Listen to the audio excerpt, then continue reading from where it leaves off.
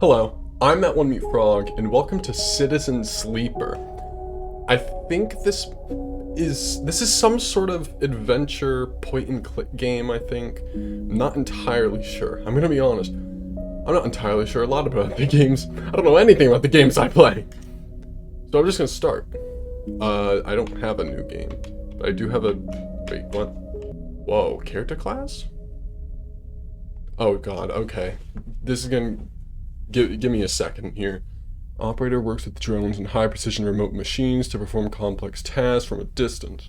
Sleepers assigned to operator work are usually cerebral and precise people. Extractors work on resource extraction.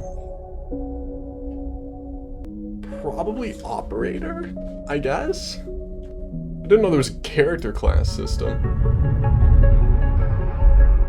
Okay. Ready. Like, get myself properly in camera.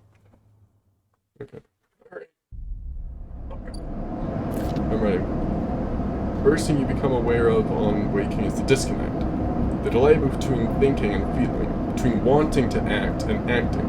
Minor, almost imperceptible, but always present. It's at its worst when waking, when yourself has spent many dark hours recalling what it felt like to be real, to be a person, to be in a body that was undisputably yours. Let's think of that body. A leap into a cold lake on a hot day, a sting of blood welling from a fresh wound, the friction of a fingertip. All of a sudden the memories are closer than you thought, blurring as you approach, until you can't tell them from the other. The cold slips in behind and around you, and the sensations fade out of reach. Perhaps you should be thankful for the dulled nature of this new body given your current circumstances. The walls of the container feel immediately present. Cold, hard at your back and face, cramping your limbs. You resist the desire to stretch, knowing that the claustrophobia comes next, and retreat a little from your central nervous system. It isn't painful, not like you used to know pain at least. In emergency mode is a message delivered with efficiency and ease, a reminder that harm is imminent. There is no insistent throb, no trembling nerves, just a warning delivered with the banal quality of a digital notification. Right now, there are thousands of them. Remember the plan. You mostly remember that it wasn't a good plan, but then your options were limited. And once you got the itch to get out by any means possible, it was either that plan or something much worse. It was at least simple. Collapse into the shaft, drift away in the chaos, slip into cargo processing, seal yourselves into containers, then just hope the freighter left before you were missed. Some were lost in the shaft, others never found the meeting point. Only a few made it to the containers, but the freighter, as far as you know, left. That feels like enough to know that you might no longer be on that grim and heartless rock. Even if, in the airless hold of a freighter, you might freeze solid long before you reached any destination. Jesus, this is certainly a start. Wait for the cold, why not? That's all there is now. It's been a long time since you left, surely weeks, maybe months. You're dully aware of damage to your legs, your right arm. You've been reserving energy as much as possible, but your body still needed to shut down many of its systems to protect you. You've spent much of that time asleep, knowing that anything else would be impossible to endure. You feel the weight of that impossibility begin to gather. It's time to sleep again, to nudge this false body into inducing delta waves in your emulated mind, and once again recoil into a dream of when you were once a person. Time passes, the cold creeps further in. This isn't the entire game, by the way, this is just an intro of sorts. Don't worry, you feel something. Warmth, not true warmth, but the indication of its presence. Your joints release from their rigor, sound too, everywhere, screeching and shivering so loud that your body ducks your hearing to protect its sensor. Then light, white as the cold, softer and softer until in a haze of dirty yellow a figure appears. You're out. Oh! Yeah, what's this? Dragos. It's been a few hours since Dragos pulled you from the container. You sit huddled in the corner of the scrapyard, swaddled in the reflective folds of a mylar blanket. You're slowly coming back to consciousness, back to life, and you stare at the ornately curving element of an improvised heater. You're surrounded by angular, incoherent lumps of ships, some corroded beyond recognition, others still carrying glassy wounds along their edges where plasma arcs slice them apart. As you trace their shapes with fogged eyes, you hear a voice. "So, Sleeper, you all thawed yet?" I don't... That's that person? I can't really do... The art is great. It's a little very detailed, though. So I'm kind of struggling to know, like, what kind of voice to give.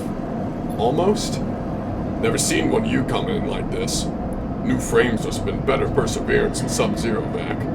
Seen more than a few of you frozen solids at hull blades or inside-outer locks in my time. They weren't so lucky. Dragos comes into focus, shrouded in his makeshift tech. His headset with its glinting eyes, the mark of a drone operator. On his shoulder, one of his symbiotically linked drones perches, its irising eye locking you with an unflinching stare. Last living sleeper that came through this yard was a while ago. They didn't last long. You struggle to read his expression beneath the tech, but he seems lost in memory for a moment, or perhaps he's just figuring out what to do with you. My plan to survive. My plan to live. You aren't sure if he hears you. I won't ask what led you to do it, to sell yourself to a corporation. And I suppose you know you can't go back. Your old body, that's theirs now. You're just software. A rogue emulation illegally possessing corporate property. You nod along. You remember biometrically signing the forms, the cold floor on your feet as you padded to the sleeper cells. The promise of a life-off world. But as you do, you get the now familiar sensation that these aren't your memories. These are things you know, but not things you feel. You are no longer that person. You're an offshoot, a copy. What you won't know is what's ahead. At least the last one didn't. There's no easy way to put it. That body of yours is falling apart. It's the same for any sleeper who makes it out. SNR wants to protect their property, but if they can't keep hold of you, then no one can. You remember that too, or at least rumors of it from the other sleepers. Planned obsolescence. A built-in dependence on the regularly administered supplements. God, that's a lot of big words. That were part of your routine. Stop taking them and your body begins to shut down, separate from your emulated mind. How long has it been? How long do you have? But for now, sleeper, you're one of the lucky ones. Dragos glances up and away towards the glassy dome of the yard. The eye is the best place you'd be right now. The eye? The station. You'll see soon enough. Dragos impatiently shifts his weight. Look, I've got things to be getting on with, he trails off. There's an old fry container up and using the storage at the stacks.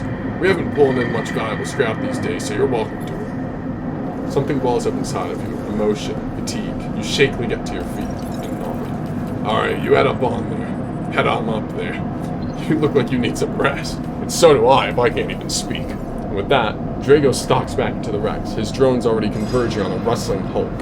Plasma flashes silhouetting his spindly figure as he returns to work. So where am I? Tutorial introduction. Welcome to Erlin's Eye. Life in the Eye runs in circles, during which you can talk to characters, explore areas of the station, and perform actions. At the end of each cycle, you need to head to your current home to rest. Is my camera not focused? Hey. Can you listen, please? Hey. Stop zoning out. Why is it doing that? It's weird.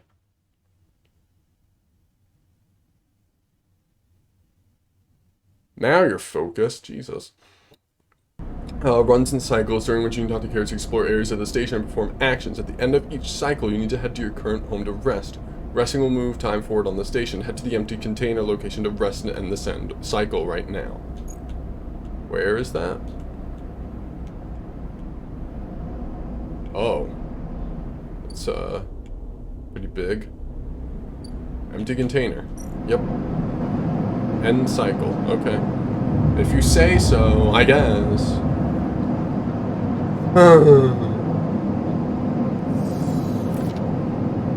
You wake curled up in the corner of the container and begin slowly assembling the world around you. After all this time, you still find this body, the one you wake in now, strange and disjointed. Its message is readable but somehow wrong. You sit up, pulling the mylar blanket close against the cold. Here you are on this ruined station, millions of miles from anyone you know. Are you still in the system? Did any of the others make it out? It's impossible, no. After all this, what matters? I guess escape? That's what I was doing before? Colony, your indentured service, that's in the past now. No point digging through the fragments. You need a path ahead. A way of keeping this failing body going.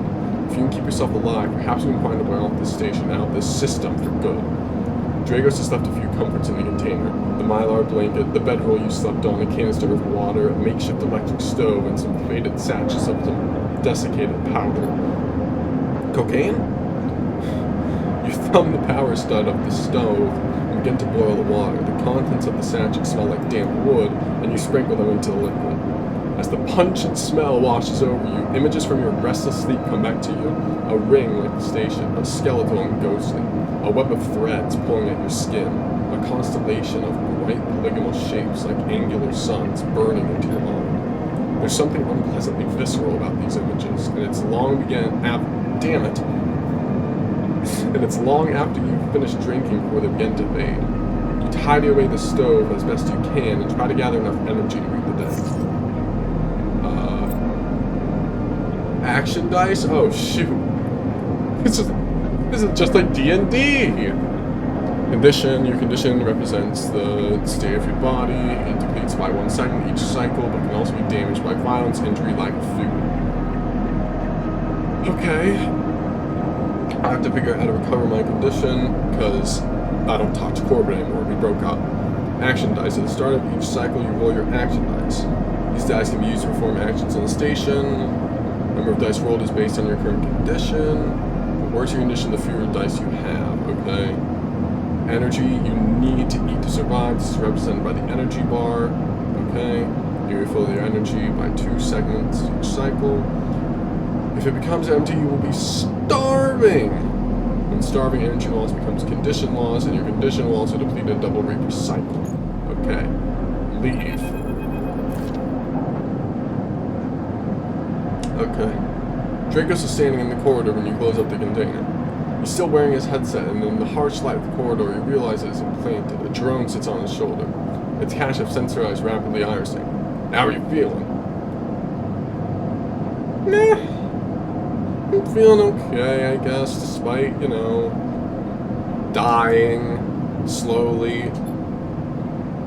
Drone chirps. Oh dear. You notice that beneath the operator's rig, his skin is marked by burns and blotches. I know the container isn't much, but it'll keep you safe. He pauses. So I'm not gonna chit-chat too long. You well enough to work? Sure. Alright then. At the yard, it's simple stuff. We hack these old hulls down, sell them off to the shipyards, and the bright market dealers for cryo. God.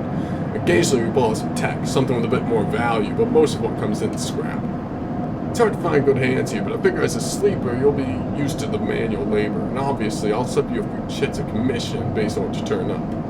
I assume chits is money? Sure. He shuffles his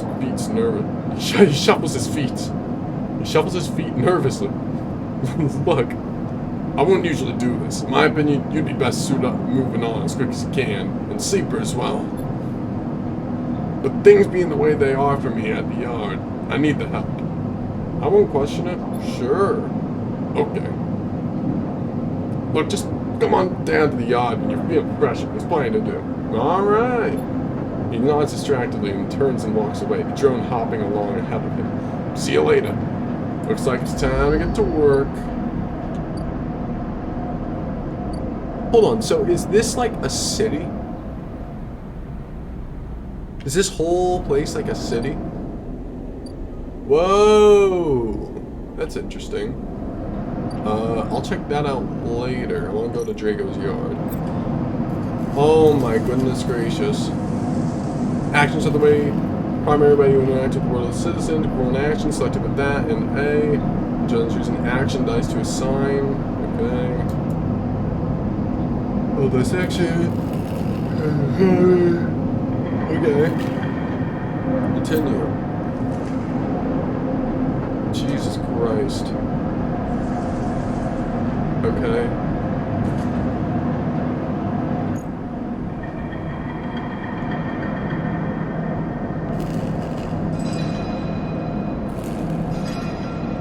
Should I assign something high then?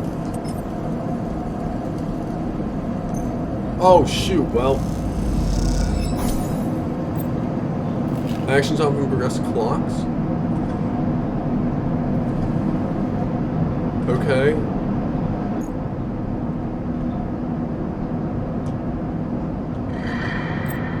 What, you unlock drives? I have drive menu?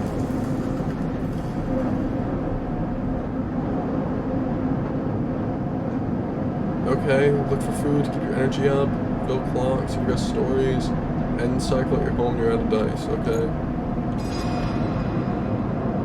Am I... where... what's going on right now? I guess I can just do... this again? It could be negative. Okay, that's probably negative. That's okay, I guess I'll do that then. Last chance of it being negative. Okay, good.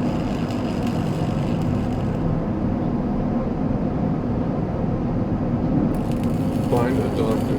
Okay. What's that? Steel dock plans. That could work. That couldn't. Okay.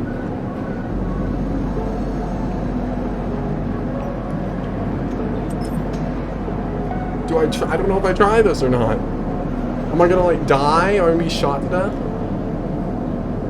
Okay, can I pause? There's no like, oh, it's autosave. Okay, perfect, great. Explore, that's a critical action. Okay, wait. Okay, wait, hold on.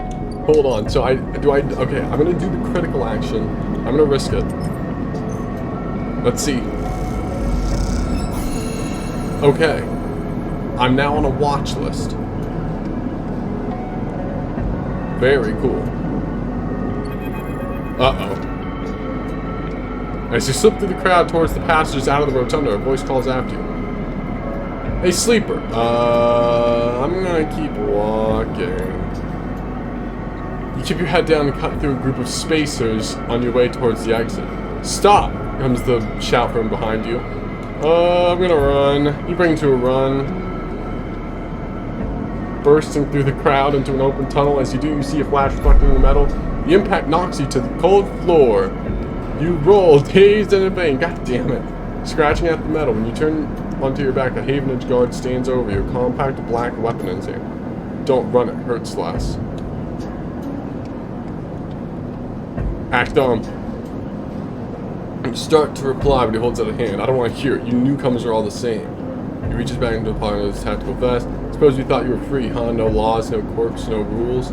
He laughs. The thing is, you took something that doesn't belong to you. You hooked together a pair of restraints that belongs to us. I think one of you things would have more respect. I think one of you things would have more respect for property. After all, isn't that all you are? A piece of corporate property that's got itself laws. Now we own you. Resist. Fight back. You try to stumble to your feet, but you still feel weak from whatever the hell he hit you with. And he easily twists your reaching arm and forces you back down to the floor. Another voice suddenly joins his. You can't quite make it out, but the officer drops you onto the hard floor. You struggle against those restraints, and then they release, and you're being helped to your feet, dusted down, arranged. Apologies. Fang's wonky smile greets you. Who the hell is Fang? Who are you? When he turns back to the officer, you're done here, Carrot. Don't touch this one again. The officer smiles and shakes his head. You piece of crap, Fang. He spits. One cycle, I swear. He trails off into incoherent muttering and stalks back into the crowd. Fang's smile fades though. Shall we? He gestures to the tunnel. Alright! You walk together out of the bright rotunda into the flickering light of the tunnel. You good? Security's jurisdiction, so a little fuzzy. They'll protect their property with a certain zeal. I'm good. Glad to hear it. Believe it or not, we don't make a habit of roughing up the newcomers. We? Who the hell is we? He nudges you to turn at a junction. Havenage. We're all one dysfunctional family. Fang puts an arm around you. I'm not part of the security range, though. Don't worry, I'm with systems. I want to ask about both the Havenage? Think of us as an administrative association for the lower eye. Depending on who you talk to, we either emerge as a response to or a continuation of Andrai Erwin's original union. He smiles. Personally, I avoid the topic. He stops in a quiet passage. Look, that's not what I'm here to discuss. I saw you lift those planets, and well, I know a little bit about you sleepers. I got a small proposition for you. He glances around. This is not the place for it. I have an office just across the way. Give me a cycle or two to prepare. Then when you're settled, stop by. He lowers his voice and gives you a dark look. In truth, I need you. If what they say is true about you sleepers, well, there's work to be done. He pats you on the back, his voice bright, and it's dark but gone. Stay clean, sleeper. I won't always be watching. He walks off down the dark passage, raising a hand in farewell. Ooh. Hello, Ankita. Ankita. You're pretty cool looking. Hey you, wanna earn shit? Sounds like I'm saying something else. I'm not saying swears! I'm not saying swears! Ankita stands beside a huge pile of tied together hull plates. She stretches out her back, her shoulders bulging beneath her flight suit. Okay. You cross the docking concourse as she begins to split the plating into two bundles. God, how did I already forget the voice I gave her? What is it with this place? She asks as she lashes the massive plates together. Everyone wants their cut. She straightens up to an imposing height, her armor plates creaking, and looks you up and down. Don't try anything, alright? She taps the butt of her sidearm. I don't have to put anyone else down today. Okay. Sure, I won't mess around, man. Good. She pauses. Look, I'm not usually... Let's just say my temper's been a little short. Ankita hoists one bundle of plating onto her shoulder. God damn. Come on, enough chat. You gotta own that shit. Ah! You struggle to shoulder the plates, but you do eventually. Ankita gives you a look.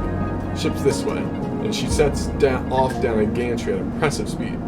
As you catch up to her, she turns out a passage, pushing through a small crowd of stevedores? I've never seen that word before. What's all this for? Oh, this?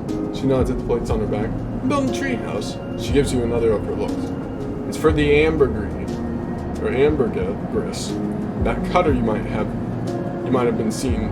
You might have seen sitting silent out there. She rapidly turns another corner as you trail behind. She got cut up pretty bad on her last job and had to moor up here for a spell. But since then, it's only gotten worse. Someone got in and sliced the core from her ship mine, so now she's gone dark. She shifts the panels on her shoulder. The upshot is that I'm short one ship mine, with a ton of repairs to do, and the rest of the crew signed off the moment they got wind I'd been stranded. So, yeah, it's been a ton. Anything I can do to help? I don't know. Got a ship mine tucked away on that frame of yours? For a moment, you're not sure if she's serious or not. Ankita swings the plates from her back, almost knocking you over in the process. This is me. She hauls the second bundle off your shoulder. You're the first person I've met here who might actually be considered helpful. She pauses, chewing her bottom lip. Like that. Like that. Just in case you didn't know. Like that. Look, you want help? Come see me. I need a hand putting Amber back together, and you don't seem like the type to try anything stupid. She passes the bundle of plates through the ambergris's outer log, and then turns back. Just don't go spreading all this around. Ankita throws you a couple of chips. Consider it a bonus for not trying to grift me. She gives you a parting nod and ducks to the doorway. Alright, get out of here, she calls back, and the lock slams shut. How much money I got? I gotta drive! Sealed dock? Unlock maglock and put one encrypted key. I don't have that. Worth knowing about. What's at the bar? Get a drink? Or buy rations. Ooh, that's food!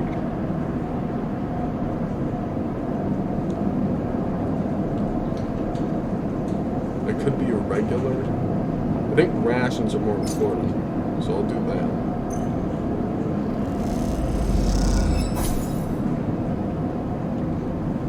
I guess I'll get a drink. I'm sure being a regular is probably worth something. Okay. Bright Market. What's here? Ask for directions. Bad idea. Or explore the market. Not a bad idea. Never mind, it could be a very bad idea. Why? Like, is someone gonna kill me if I ask for directions? I guess I'll just explore the market. Why not? Hell yeah, neutral outcome. And now I just have local action. Cool. Local knowledge. Oh! Doctor! Next! Comes a call from the enforcer at the door.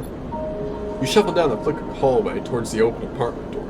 You keep your head down, your shoulders high in the queue, trying not to bring attention to yourself. You were thankful for the tip-off that a doctor was operating out of this place, but now that you are here, you're not so sure.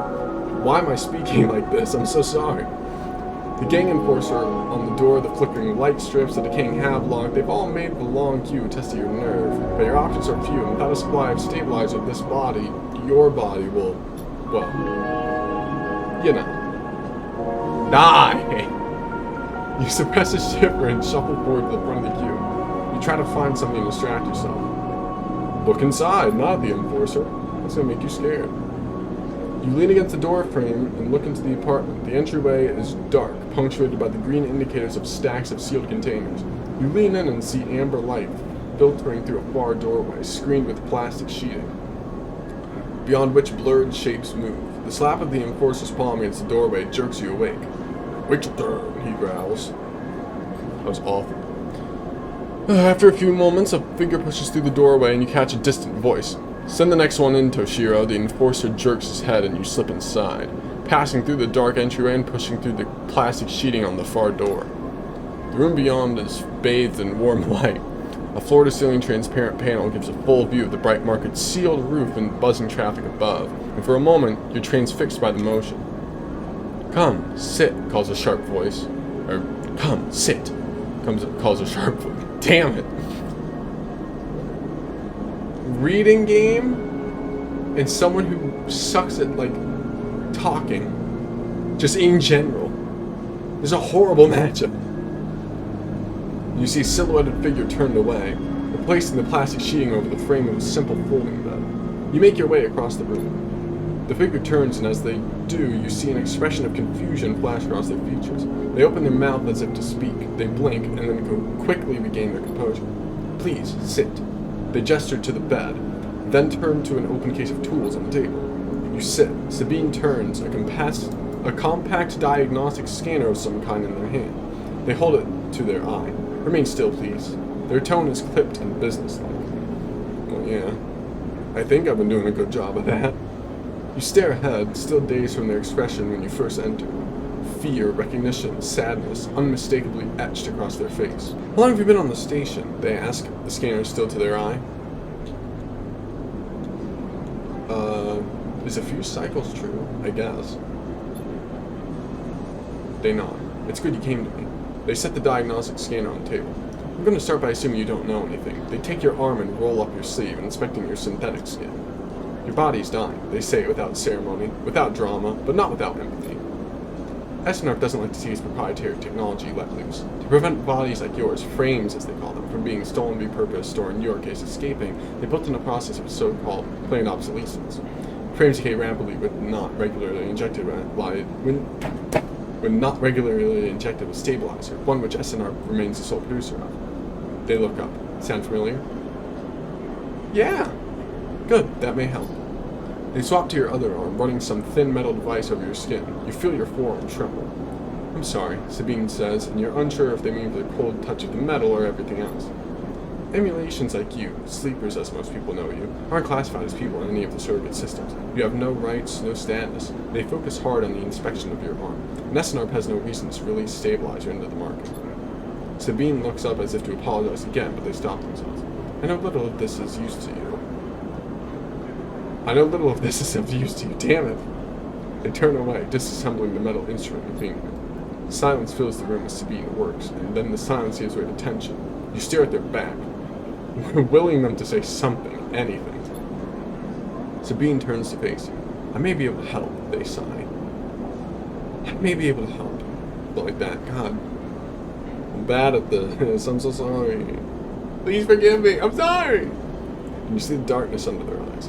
You hear the fatigue in their voice. They gesture to the door. You saw Toshiro outside. You nod.